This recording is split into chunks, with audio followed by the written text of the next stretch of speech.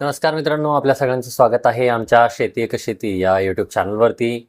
मित्रांनो, जवळपास मागच्या 1-2 दिवसा अगोदर अनेक शेतकरी बांधवांच्या बँक खात्यामध्ये पीक विम्याचे पैसे जमा होण्यास सुरुवात झालेली आहे.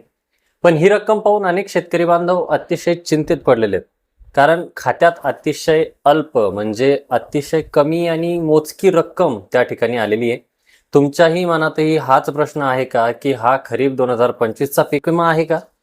तर थांबा, कोणताही गैरसमज करून घेऊ नका. सध्या जमा होणारा पीक विमा नेमका कोणता आहे याची संपूर्ण सत्य आज आपण या व्हिडिओच्या माध्यमातून अगदी सोप्या भाषेत समजून घेणार आहोत. त्याकरता व्हिडिओला शेवटपर्यंत नक्की बघा, कारण अर्धवट माहिती नेहमी आपल्यासाठी धोक्याची ठरते. मित्रांनो, सगळ्यात अगोदर एक गोष्ट स्पष्ट करूया की सध्या राज्यामध्ये खरीप 2025च्या पीक विम्याचे कुठेही सरसकट वितरण सुरू झालेले आहे का? तर नाहीये.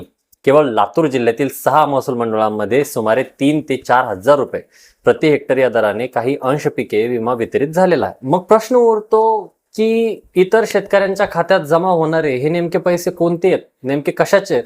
तर मित्रांनो, हा सध्या जमा होत असलेला पीक विमा म्हणजे खरीप 2022 मधील ज्या शेतकऱ्यांचा पीक विमा थकीत किंवा बाकी होता त्यांचे पैसे. त्याचप्रमाणे खरीप 2024 आणि रब्बी 2024च्या हंगामामध्ये ज्या शेतकरी बांधवांना 1,000 रुपयापेक्षा म्हणा किंवा 1,000 रुपयापेक्षा थोडेफार प्रमाणात जास्त असतील किंवा 1,000पेक्षा कमी पीक विमा मंजूर झालेला होता, त्यांच्यासाठी ही महत्त्वाची बातमी होती किंवा आहे. आपल्या राज्यामध्ये 2019च्या शासन निर्णयानुसार म्हणजे GR नुसार प्रत्येक शेतकऱ्याला कमीत कमी 1,000 रुपये पीक विमा मिळण्याची तरतूद आहे. त्यामुळे ज्यांना 1,000 रुपयांपेक्षा कमी पीक विमा मिळालेला होता किंवा रक्कम मिळालेली होती त्या शेतकऱ्यांसाठी राज्य शासनाने पूरक अनुदान या ठिकाणी मंजूर केलेलं आहे.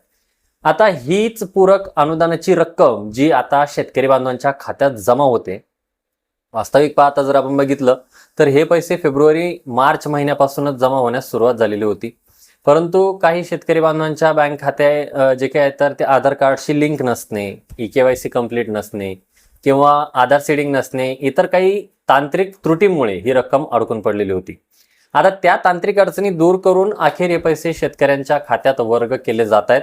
त्यामुळे शेतकरी बांधवांनो, हा खरीप 2025चा विमा नसून ही जी काही रक्कम आहे तर खरीप 2022चा थकीत विमा आहे आणि रब्बी आणि खरीप 2024चे पूरक अनुदान आहे. खरीप 2025च्या विम्याच्या संदर्भात अजूनही केंद्र आणि राज्य शासनाचा हप्ता आणि इतर जे काही गणित आहेत, कॅल्क्युलेशन आहेत, तर ते बाकी आहेत.